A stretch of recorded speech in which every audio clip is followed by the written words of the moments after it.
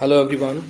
Taking ahead the rhythm of our Friday webinars, let's hear it out today from Ampersand Capital. We have Mr. Arun Subrahmanyam, who is the founder of Ampersand Capital. He brings with him more than 3 decades of experience. Started his career, with mathematics honors from St. Stephen's in Delhi, I guess in 1981, and then pursued his CA in 1989. Since then, he has been working as a research analyst, passionate fund manager, has been managing public money over last 8 years in Ampersand Capital. We have recently evaluated almost all category 3 AIFs, and Ampersand Capital was one of the winning ones. And these analyses and evaluations were done on risk-adjusted grounds. And hence, this webinar, you and I will be looking forward to understand more about Ampersand Capital and the knack and the positioning and viewpoint that Mr. Arun Subrahmanyam brings with him today. Welcome, Arun, for this webinar. Yeah, thank you, Kamalji. Pleasure to be here. Yeah, I know, you have a short presentation, but, before maybe we begin with the presentation, I would want you to address the foremost question that almost every investor would have on their mind. Today is a non-working day. Markets are thankfully closed. There have been a lot of action that's happening in the market, especially, as this financial year is ending. Nobody could have kind of forecasted in 2023, when 2023 kind of had started, because 2022 was a kind of a low year and everybody was worried about recession in the US. But as 2023 kind of has gone by, we know, index itself has rallied by almost 40%. So going ahead, what are your views? Are we heading towards a bubble? Or the valuations at present are looking fine to you? Because there have been few fund managers who have kind of stopped taking money, who have been coming on webinars and saying markets are looking very expensive and we are not comfortable. But at the same time, there are many fund managers who are comfortable and who say that sector rotation could happen, but markets are kind of throwing a lot of opportunity also. So, over to you, and we'll be looking forward to kind of learning from you over this webinar, but kindly address this foremost question that I'm sure everybody has on their minds. I would probably be on the side of the latter. That is, there is room, there's opportunity for the markets to do well, and even if the markets don't do as well as they did last year, which obviously seems to be consensus now, I think there'll be lots of opportunities in terms of stocks, and that is where we have been focused on. Our whole strategy of investing in Ampersand is based on a bottom-up stock ideation strategy. And the reason I actually say this is, if you look at the global situation, while yes, there were fears of recession, but now that seems to be ebbing a bit. Fed clearly has called for rates having peaked and looking for rate cuts going forward. Having said that, the impact of high interest rates could have some impact on global companies in terms of their growth rates. But as far as India is concerned, we obviously will typically have to follow what the globe does. And here too, I think if you look at the macro situation, it's far better than what it was last year. In fact, we were actually anyway doing much better than most of the other global economies. So I see no reason for me to believe. I see no reason to believe that our economy will not do better. And as a result, I think stock markets will follow suit. Having said that, as you pointed out, there are pockets where valuations have run up ahead of far ahead of reality. It could happen in certain pockets. It's certainly not happened in the market as a whole. Nifty still trades at around 20 odd times 1 year forward, which is, I think, fair. It's not excessive. Mid caps also trade at a slight premium to where they were trading, let's say 5 years ago. Small cap probably trades slightly higher. And the reason this has happened is because if you look at the last 5 years, Indian markets, specifically mid caps and small caps, where there seems to be most concern, valuations have typically tracked earnings growth. So we really not seen significant re-rating as is led to believe, except in certain pockets, which we can discuss as we go later on. So certainly we have not stopped taking money. Money is welcome, and we have a suite of ideas which we are willing to deploy in these markets.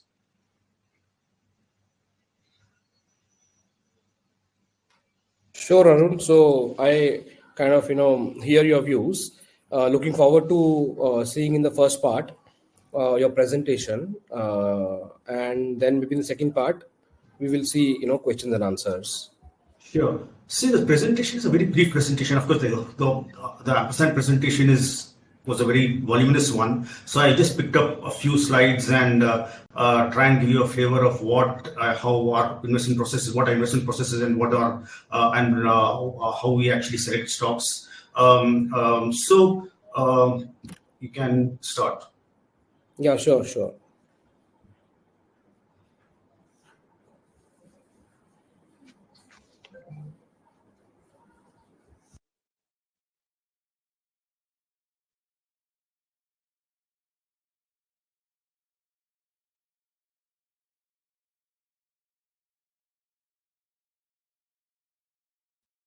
Yeah, that's the investment manager. So this is our investment strategy. Essentially, we follow the 3 R's. We try and deliver superior returns by investing in the right stocks at the right time and allocating the right size to each stock. What we believe the strategy should deliver is consistent outperformance. We should be able to deliver better than benchmark returns every year. I should have highlighted here that we are a multi-cap. We operate one scheme, which is a multi-cap scheme. Our benchmark is the BSE 500. But internally, we try and better the best performing index in that particular year. It may not always happen, but that's just an internal benchmark. So coming to the 3 R's, when I talk about the right stock, we are, as research analysts, I mean, me and my partner, we have had a very similar background in terms of covering companies in our earlier avatar as equity analysts. And we have very strong emphasis on the quality of management which comes on the table. And secondly, the company which we are targeting should be operating in a business which is very attractive as far as the market is concerned. The opportunity should be fairly large for this company to be able to do well in that market. And of course, it should have sound business strategy to be able to deliver higher than market growth. In terms of timing, again, it's something which is easier said than done. We typically try and look for to time business cycles. And when I said it's easier said than done, obviously everybody knows that you have to buy when the business is up, the cycle is at the trough, and sell hopefully when the trough when you try and time the peak.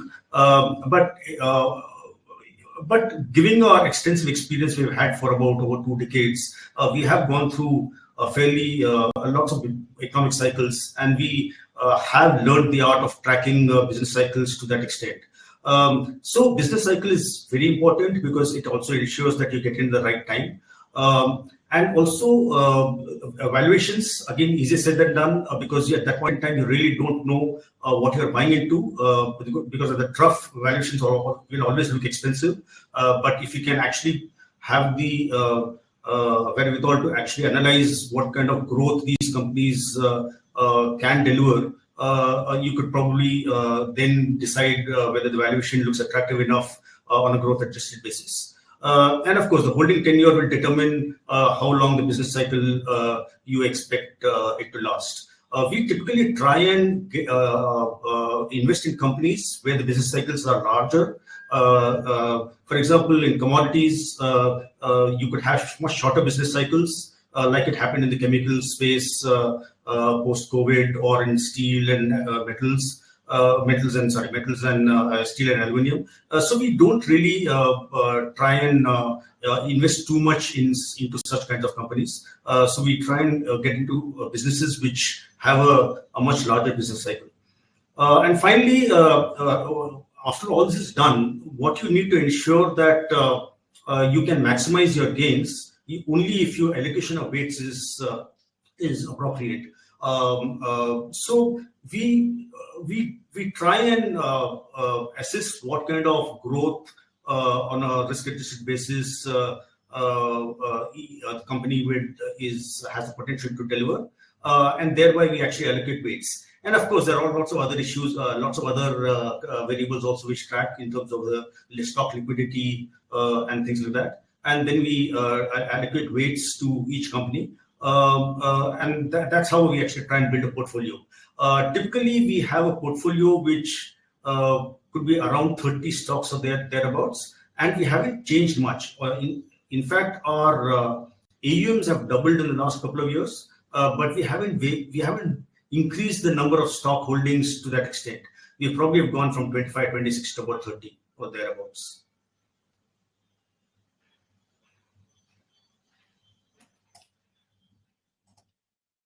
So when you're looking at the right stock, I'm just giving you one example of it in the chart. That's one of our holdings. And obviously, as you would expect, I would give you a chart of a stock which has done very well for us. But this is not the only one. We have actually had a host of companies which have delivered returns for us. But what is important is these are the kind of companies we actually look at. I mean, we try and invest in. Where the management quality is very, very good, and it had a track record of delivering superior growth and managing risks. And like I mentioned, the sector has to have a huge opportunity amidst competition, and the company should be having a business strategy to deliver profitable growth, which is what I think something like a Trent has done. I mean, when we had invested in it about 4 years ago, we didn't think the stock will do so well. Having said that, we knew that this strategy will play out over a period of time.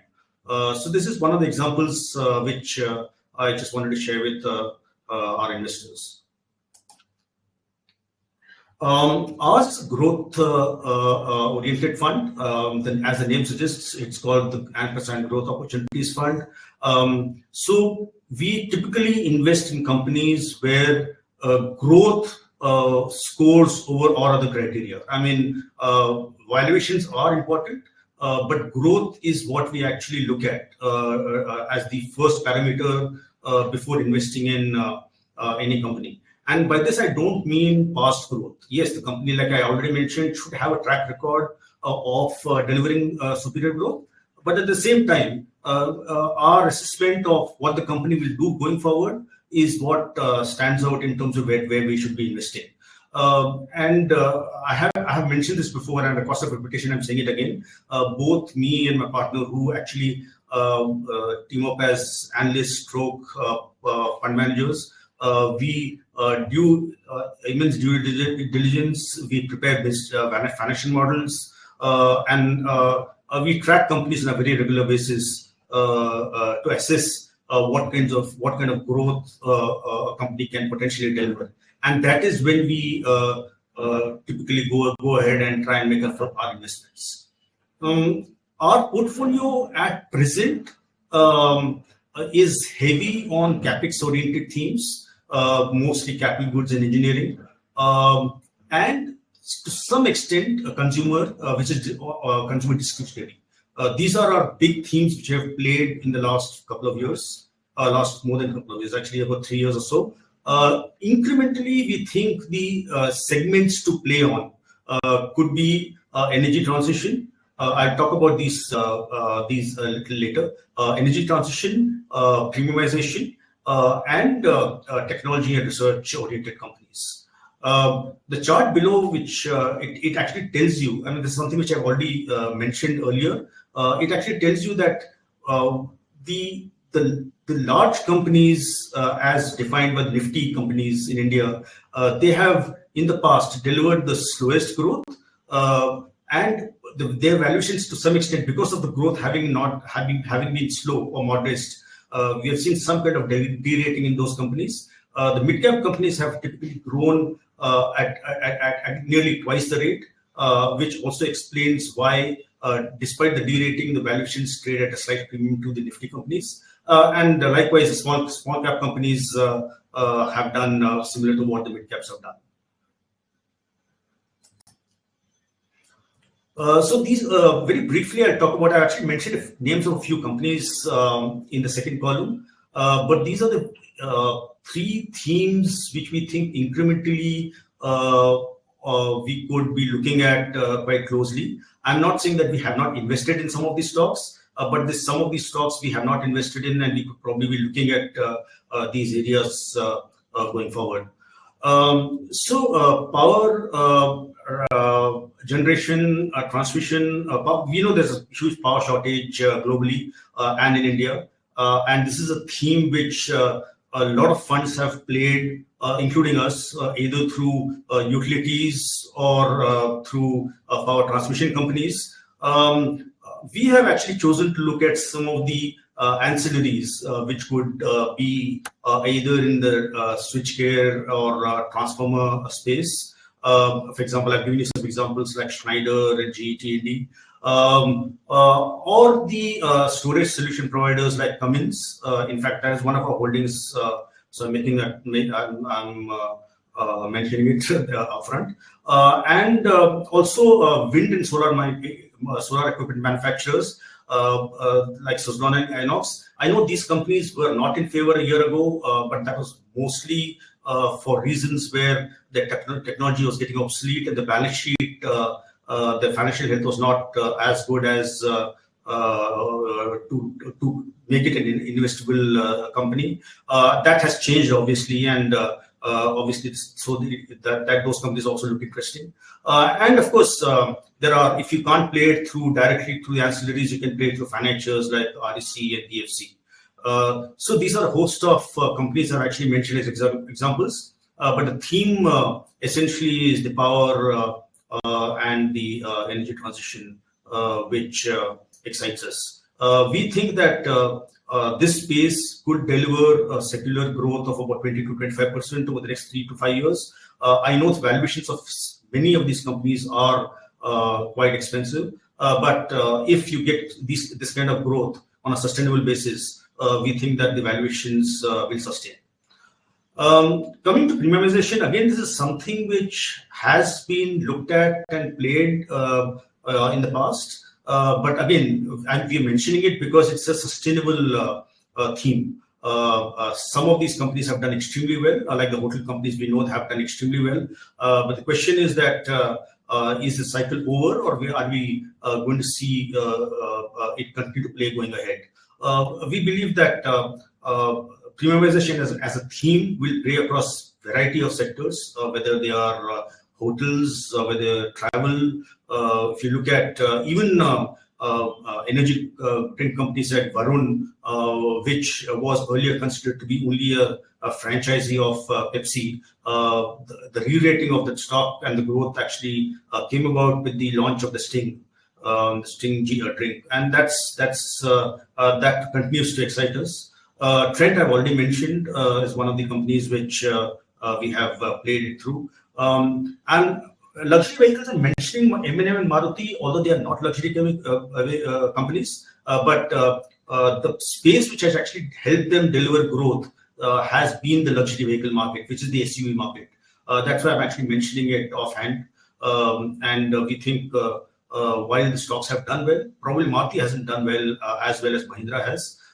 They could still probably have there's probably some way to go. And finally, coming to the technology R&D, and this is again something which excites us because while a lot of fund managers, funds could have played the China Plus One theme, we think we are not very excited with the China Plus One, but what excites us more are areas where India could become one of the suppliers because of its in areas where it actually has expertise in, whether it's in cloud or the AI-focused IT product segments. or even that's obviously in IT, or it could also be in pharma, in the contract pharma and the CRAM space. So that is another space which excites us. We have both the companies mentioned there. We hold, and they have done well for us. And finally, of course, engineering companies. These are all niche companies which are seeing a lot of traction by global companies who are looking to source from these companies.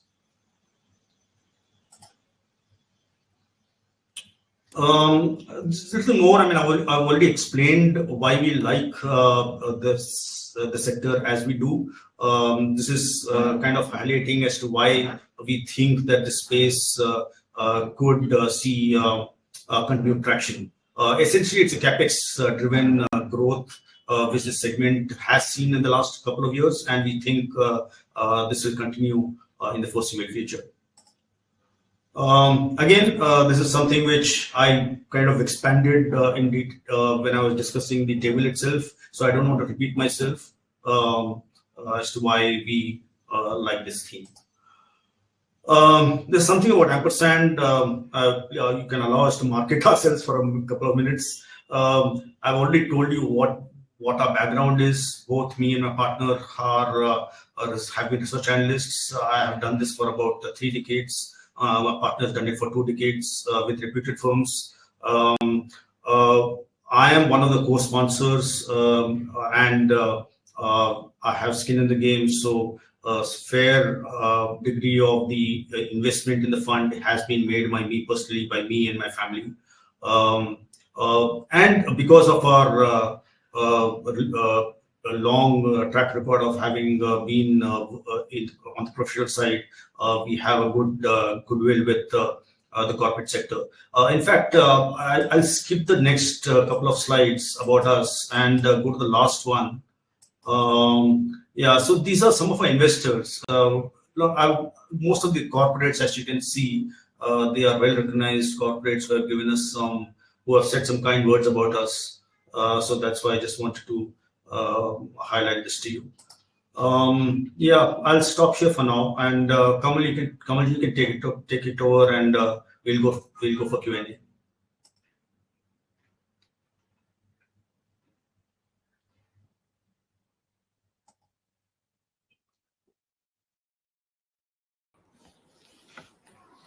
Sure, Arun.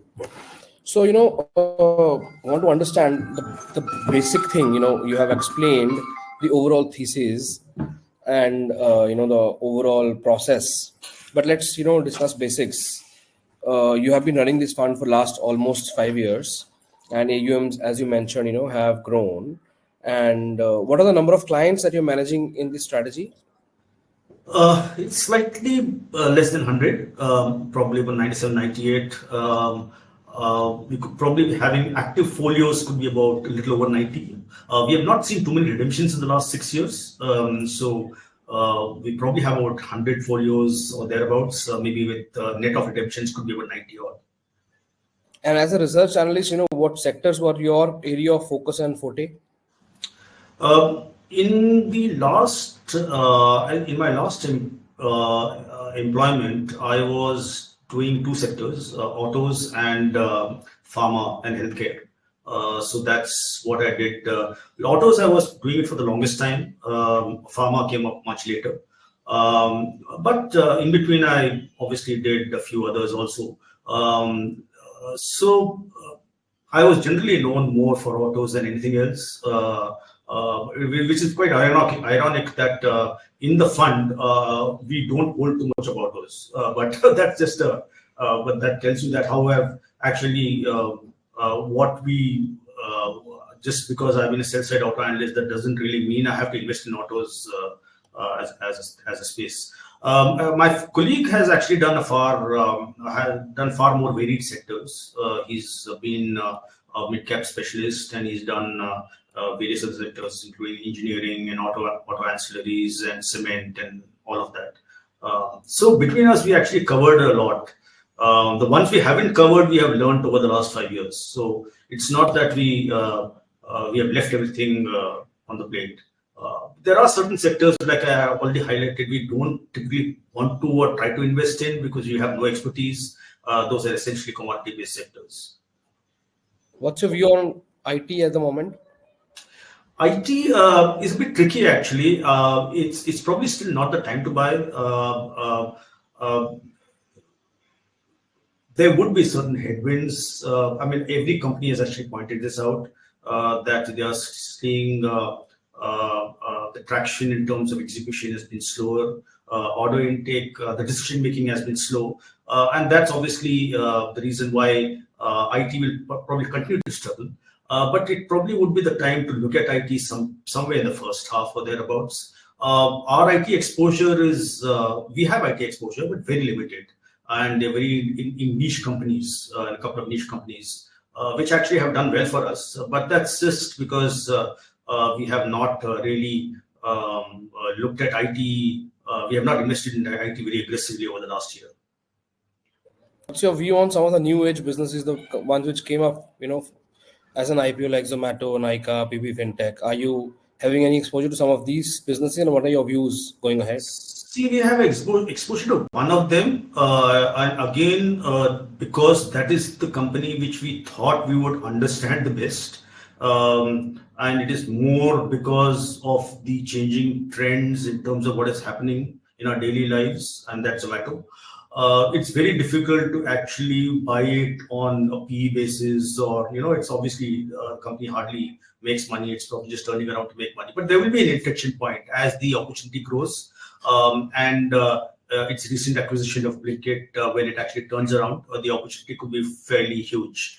So we have a modest investment in Zomato.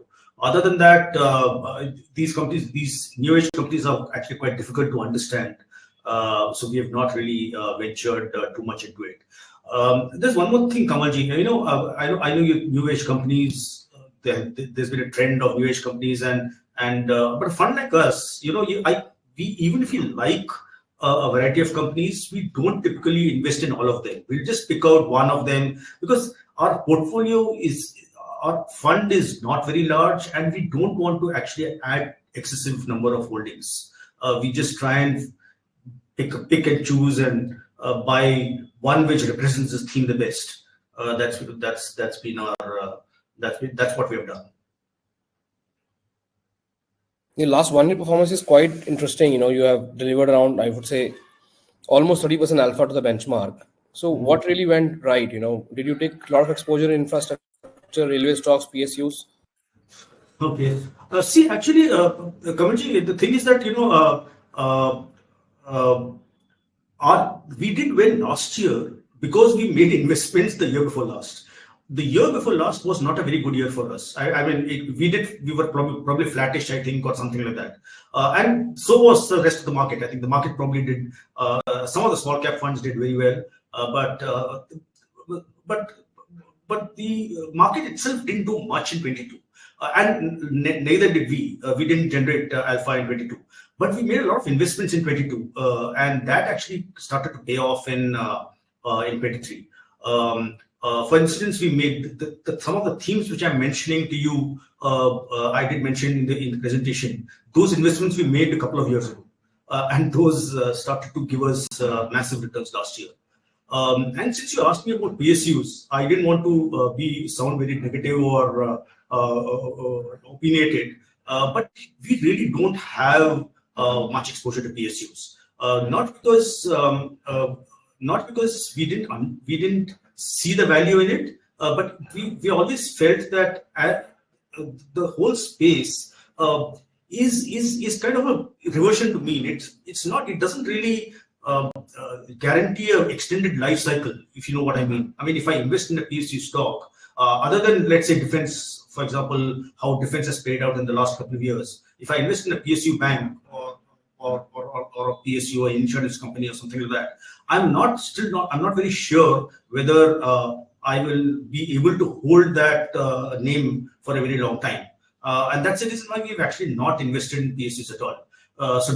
So our performance you see last year has been despite not owning anything much in the PSU space. Sure. So if I may, ask with the permission, what is the genesis? What is the reason that you had set, kind of set Ampersand when you had set Ampersand 8 years ago, and left your career. You were working as a managing director with Merrill Lynch, and then you had set Merrill Lynch at that, and then you had set Ampersand.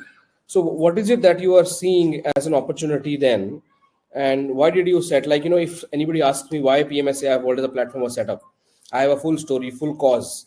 So I'm sure you were working in that fund management industry, and you set your own fund. That's very crowded industry. Today you have done great work in last 3 years, and we have given you award also. Your last 3 year performance is upwards of 30%, and last 1 year performance of upwards of 70%.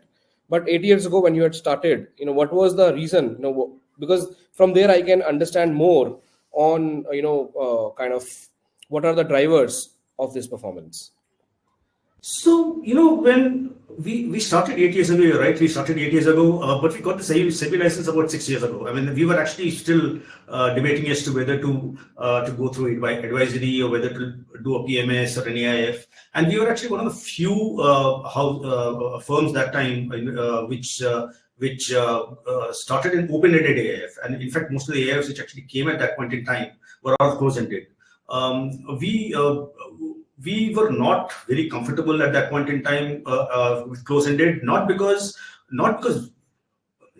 simply because our background was of that of a research analyst, and to generate interest and tell people that you should invest in our close-ended fund.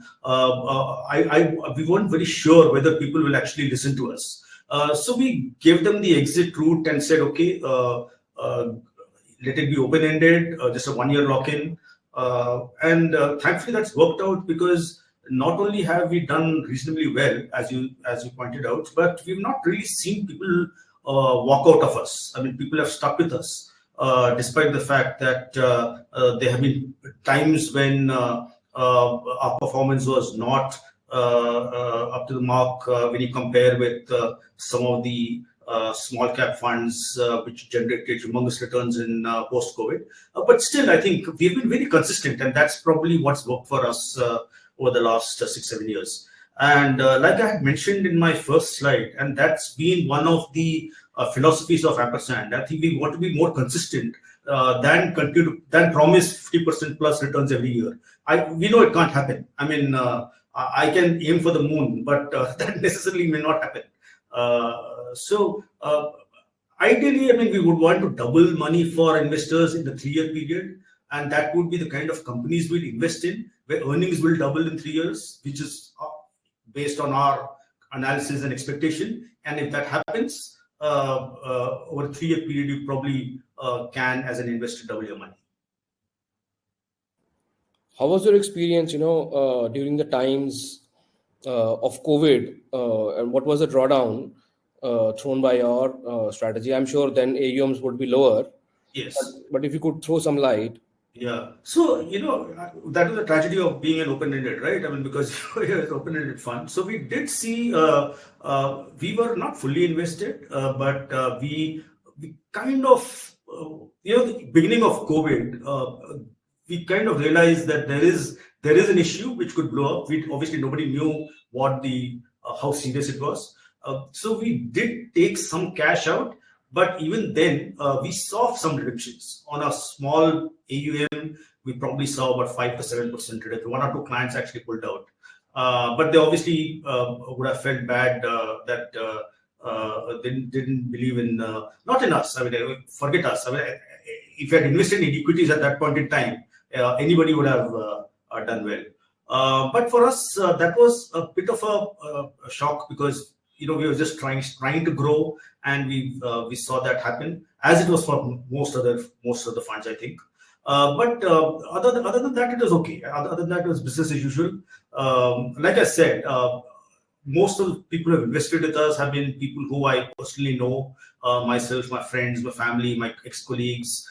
So they kind of believed in us, and they really didn't see too much of risk in investing a small portion of their net worth with us. So we are okay. Sure, Arun. So going forward, like the entire industry in the space of alternatives is growing at a massive pace. In fact, over the last 5 years, there have been many other fund houses which came at the same time or maybe later than you, which would have garnered AUMs upwards of even 10,000 crores. So how do you see this gap, and what are your visions? Though I kind of see it very positively that you are focused on alpha, because one can, achieve one thing at a time. Either you can be alpha chaser or you can be an AUM chaser. Yeah. But how do you see, the present and the future in this regards? See, for me to give you the kind of a most politically correct answer would be to say we would try to balance both, give alpha and also increase AUM. But as you rightly said, both don't happen together. I mean, somewhere you have to sacrifice something. So why we would like to build AUM, we are not stressed about it. I mean, we know that with AUM there will be challenges in terms of increasing the number of holdings and trying to manage more cash.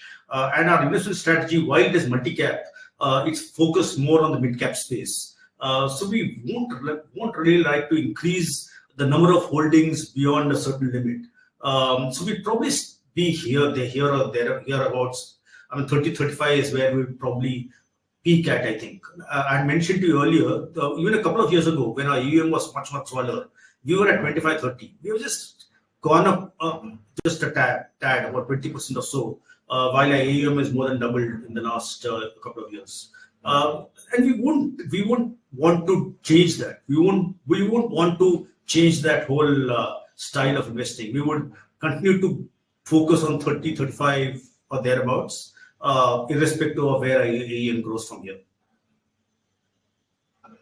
Do you feel that, being a research analyst and now obviously, being a fund manager, and the kind of opportunity that we see in upcoming new sectors, are there any areas of limitation where you feel that you may require more support and you may want to add people in your team, and thereby, the current team structure is kind of good enough for you to kind of manage growth in AUM or increase the number of shares in the portfolio over time? See, we are a team of 4 currently, 2 of us and 2 others. So in terms of research, we are covered. I'm not saying that we would be close to adding a more experienced resource in research. That obviously will, take some load off me and my partner. So we probably will do that at some point in time, depending on how our fund grows and how we perform. The good thing is that since we have not really made initial investments into distribution or hiring too many people, we are fairly comfortable in terms of running how we have actually run our operations. And we can afford to spend in resources, or whether it is for research or for marketing. So we'll see how it goes. We have been slow in this whole thing, but for a reason. I mean, we really didn't want to do anything in a very rash manner, given our background of where we come from. And we'll continue to do the same thing. Sure. Do you see any risks ahead of us in 2024-25? We are ending this last financial year. New financial year is ahead of us. Last 8 years, we have seen equity markets in India consistently giving positive returns. So investors are kind of optimistic, at the same time cautious for the next financial year. So what are your views in this regards? See, equities by nature are a risky mode of investing. Having said that, the risks are in some way dissipating in India. I'm not saying they are.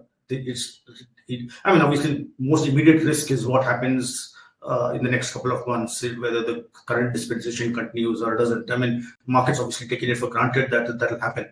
And we also have to see how the global economies play out. That's not completely clear yet. The reason there's obviously major. I mean, there's a skewed opinion that once come June, markets will probably peak and you will see a sell-off then. That could happen, but I don't think the sell-off is going to be something very significant because the certain tailwinds are actually, for example, the last couple of years, we've seen the macro situation not being very friendly for the globe and India, and as well as India. I mean, we've seen, for example, everybody knows about how interest rates have behaved. We have also been hit for 2 consecutive years because of very poor monsoons. This time, I think that could actually surprise on the upside, and you could obviously see, and that plays a very vital part in how consumption returns to our economy. So there are some tailwinds to match some of the so-called discounted headwinds. So we don't really see much of risk on a significant downside. I mean, like I said, what you saw in March, in fact, March itself, if you remember, we actually saw the markets being very volatile, and a lot of people are calling for the markets to actually break a certain level and go down. But those obviously were opportunities. So most reactions will probably be short term. They're not going to be extended, and you are going to see funds coming back to reinvest in Indian companies. What is your view?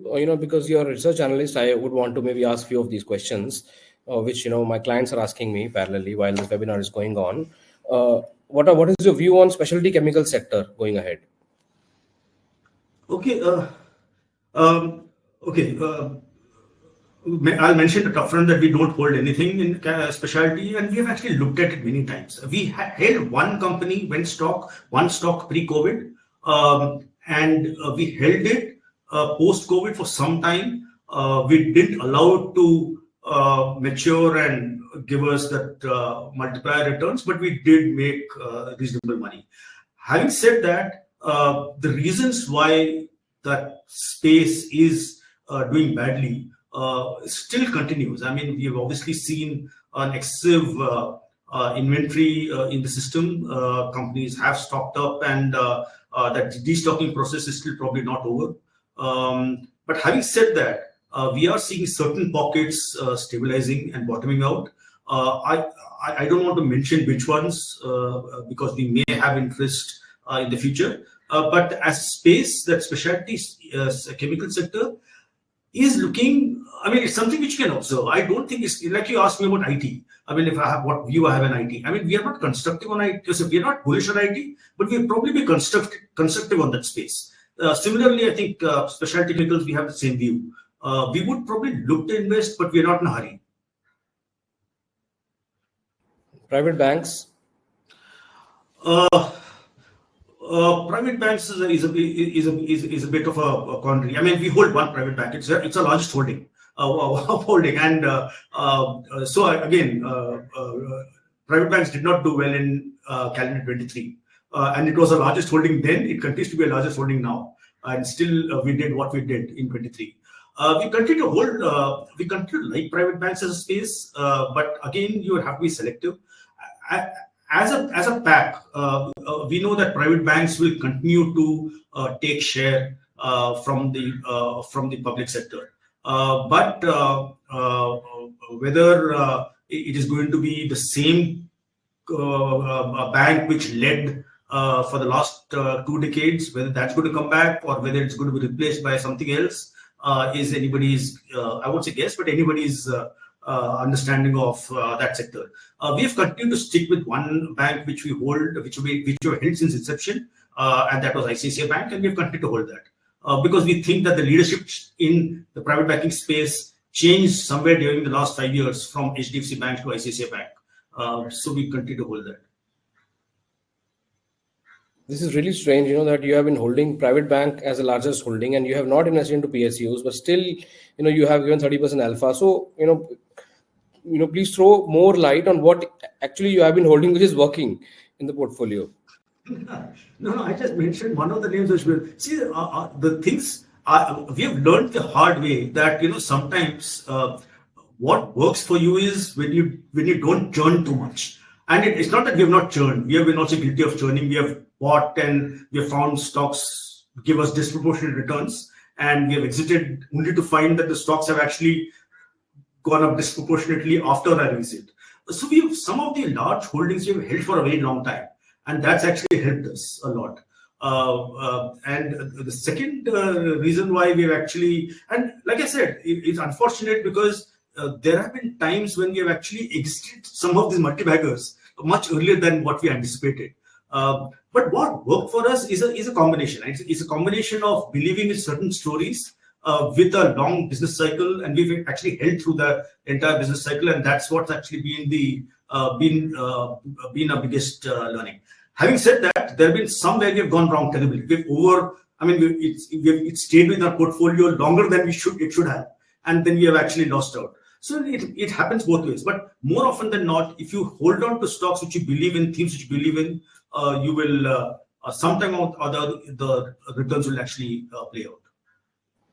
I think, around 2.5, 3 years ago, when I was talking to your team, I had this perception that, your product and portfolio has more skew towards pharma, and, that's your area of expertise also. Can you please kind of, I would say, demystify this understanding? Because maybe ahead of us, pharma as a sector looks to be attractive because it's not participated, as you mentioned, a reversion to the mean with regards to PSUs. Maybe this applies to pharma now. I'm just, giving it a blind guess. But if that's the area of your forte, then that could be another reason for us to look at your fund.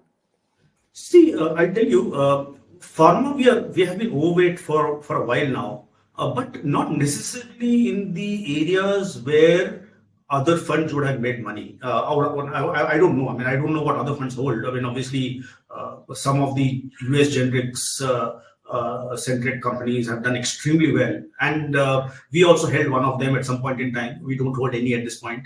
Our forte has been pharma is a sector where you can play both ways. You either play something like a US generics and whole hog go into buy some of those large names, or you go bottom up. We've actually chosen to go bottom up because that's actually you find a lot of ideas in pharma, which you may not necessarily find in some other sectors. So pharma that way has helped us generate a lot of alpha for us.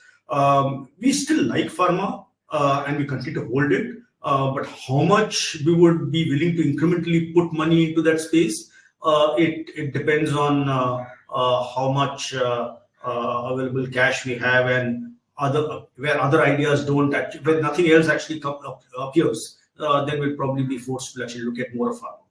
But currently we have enough of pharma. The more and more money, if it comes to your fund over time, will you be able to keep investing in new ideas or existing stocks, or you will want to maintain, sufficient amount of cash, like 20%, 30%, because markets are like running one way? See, our cash positions have never gone beyond 10%. Given the fact that we are a small fund, I can't keep so much of cash simply because there's so many ideas to look at, and we've been completely invested. At this point in time, we have some cash because obviously there's been a churn in the market when we've also used some opportunity to take some profits in the smaller names and get into some of the slightly larger names. So we created some cash. But to answer your second part of the question, first part of the question, what will I do? See, the first thing what we do whenever we get new subscriptions, we look at our own stocks. Wherever we have actually underinvested and stocks have not done well, and we believe in those names, we have actually invested more in the same names. Only then, if that gets over, only then we look at new ideas and new names. It's not that we don't have ideas, but at the same time, we just don't want to keep buying new names for the sake of buying new names. It doesn't really change much. It doesn't really help your portfolio too much. What's your personal skin in the game? You want the exact number, or yeah? Broadly, out of the 500 crores of assets that you manage. Yeah, I'll tell you more than skin in my game. My skin in the game. I think our entire team has very high proportion of less than 50%, but very high proportion of the AUM we manage. And when I'm saying my team, I'm also including the close kith and kin, relatives, spouses, and all that. So that's a fairly large chunk. But most of the incremental money we have got in the last couple of years have been without us. We have not been there. We have not actually invested at all. Most of that has actually come from outside. Sure. Any, I would say final remarks that you would want to give about your strategy. How is this different? Because, though we understand, some of the differentiating factors over last 15 minutes of conversation, I've had a fair understanding, but still you think anything that's left and not covered and which really differentiates you from, stalwarts in this industry. There's so many AIF, so many PMSs, but I'm sure, you would know one big difference which we have not covered. We talk about that. See, whenever I go to point out a difference, it will be kind of, saying something against my peers or my competition, which I don't want to do. But having said that, the one thing which we pride ourselves on is the kind of companies we actually invest in. The quality of these companies we invest in are reasonably good. I mean, not when I say reasonably good, I think they're impeccable. But at the same time, we don't try and, invest in well-researched, well-known companies just for the sake of, saying that we've invested in, a Nifty 50 company which has been in existence for donkey's years. It's not necessary. But having said that, the kind of companies we've invested in have been of fairly good pedigree. You cannot ever come back to us and say, why did you invest in this name or that name? We make mistakes. But having said that, because of our share of mistakes is actually minimized. The second thing which we actually have focused in always is not to look for momentum or quick gains. We rather be consistent than have a situation where we generate humongous returns in 1 year and go back to not delivering any kind of returns the following year. We don't want to typically do that, and that's how we actually kind of built our portfolio. So it's going to be probably more steady. I mean, the best performing funds actually they generate an alpha of about 5 to 6% over a longer period. I mean, we generated such high alpha last year. Obviously, that's not sustainable. There are going to be times when you're actually going back to revert to mean, or you're going to, but so anywhere between 5 to 7% kind of alpha, if you can generate on a compounded basis over a 5-year period, I think it's a great situation to be in, especially when it's in an AIF where you don't really have to bother about taxes, the trust pays the tax. You don't have to worry about all of that. No, sure, absolutely. Well put. So, we're concluding with maybe a couple of last questions. Sure. What has been the oscillation of large cap allocation in the portfolio over, say, last 5 years? Like, mentioned recently that you have been cutting small caps, adding large caps. So over last 5 years of history, if you could give some light, what has been the lowest allocation towards large cap and what has been the highest allocation towards large cap during different periods? Okay. See, I don't have a ready-made number, but I can tell you from memory. I'll tell you. Our strategy, if you look at our entire strategy, is based on the fact that when I say large caps, the large cap is not only the Nifty 50. The large cap, as defined by the regulator, is the top 100 names, and then you get to the next 150, and then you get to the 250 plus, which are the smaller names. So our top 100 typically has stayed at or around the 40% mark. It could be 40% plus, or could be 40% minus, a couple of percentage points here and there. As we speak today, we are at 43. So it's not really changed dramatically. Maybe last year, when small caps became a higher proportion, they would have gone to probably 38. But basically, that's been 40% is what is our so-called large cap portfolio. 30 to 35% would be the mid-cap portfolio, which as the market popularly knows as mid-caps. Like I said, when I say 40% large cap, they need not necessarily be of the Nifty 50. Some of them could be, much smaller names. Like, for example, Cummins or Trent and all, they are not part of the Nifty 50. They're part of the Nifty Juniors, right? So the remaining, the mid cap, as they're traditionally known, that would be probably another 30, 35. The small caps, as we speak, is less than 20. But last year, since they did so well, at some point in time, they probably would have gone to 25, 26%. But that's more because of of price movements, rather than our own strategy to invest that much or allocate that much to small caps. So our typical allocation has been 40% junior plus Nifty plus junior Nifty. Mid caps will be 30 to 35%. Small caps will be 20% or thereabouts. And about 5 to 7% is what you would actually keep as cash. And likewise, we could just maybe throw more light on what is the average churn of the portfolio over years. It has changed depending on which year you actually catch us. Last 1 year would have probably been about 15% or thereabouts. COVID time, it was probably more than 25%. Because we had to sell for redemption or whatever, and then we had more than 25%. So it would be, a churn would be somewhere around 20% over a 6-year period is what I would guess. Sure.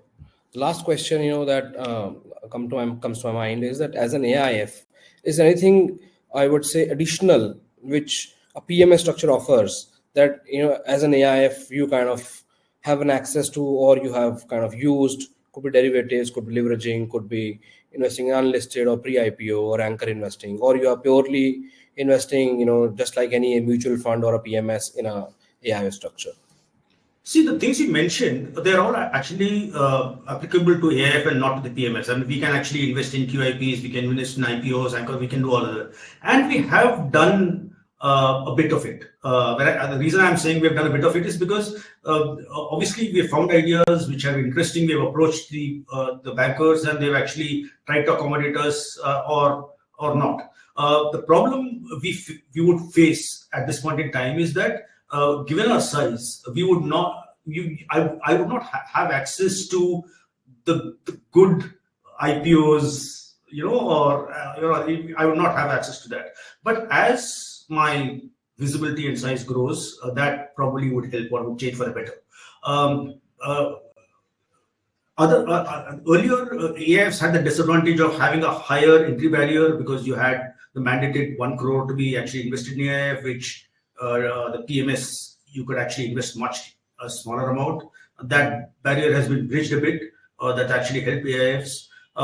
Also, the fact that we are reasonably highly regulated. So there are advantages of actually being in an AIF rather than a PMF. But I'm not trying to demarket a PMS here because obviously PMS's structures have worked extremely well for people who have invested in those. But we find the whole the AIF structure to be more convenient and more suitable for our style of investing. Sure, it has been really a pleasure connecting with you and talking to you. Just one last piece, I want you to answer. Apart from your own personal skin in the game, in the Ampersand's portfolio, which would be your equity allocation, do you have any other equity allocation, and what would be that percentage outside of Ampersand? See, I don't have any equity allocation other than Ampersand. I don't have anything. There is a dormant, or I would say a dormant. I mean, it's an account which when I was in part of Merrill Lynch and I was working there, I had a broking account. That still exists, and that's a passive account. I mean, I don't really do anything in it. So it's just there. I've just kept it because I just don't want to close it. I don't really make too many investments in that. So bulk of my money is here. Whatever limited change I have is probably there. That's also not in my name; it's my wife's name, but still. So those are the only two places where I've invested. Other than that, if you ask me personally, I have my investments in the US, where I had decades ago done an NRS and kept some money parked in the US, where I've invested in certain blue chips. Those have stayed. That's it. Sure, Arun. I think we had allocated one hour to it. We have done full justice, and it was a really pleasure and insightful interacting with you. I hope, for our audience, we have covered everything that comes to their mind. We'll reconnect soon. Thank you so much for your time. Have a nice weekend. Thank you, Kamal. Thank you. Yes, sir.